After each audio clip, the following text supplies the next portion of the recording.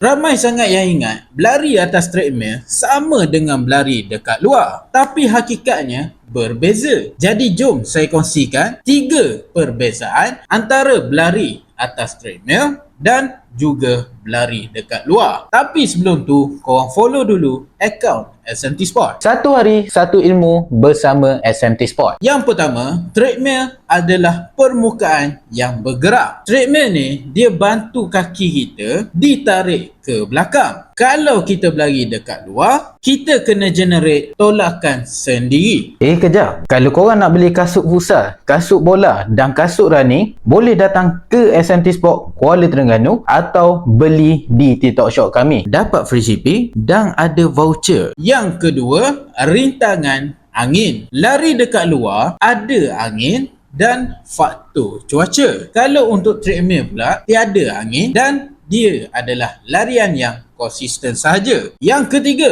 mental strength. Lari dekat luar, fokus dan ada adaptasi. Kalau treadmill, dia lebih terkawal. Hakikatnya, dua larian ni bagus. Cuma jangan anggap kedua larian ni adalah sama. Kalau korang suka dengan video ni, korang boleh like, komen dan share kepada rakan-rakan korang.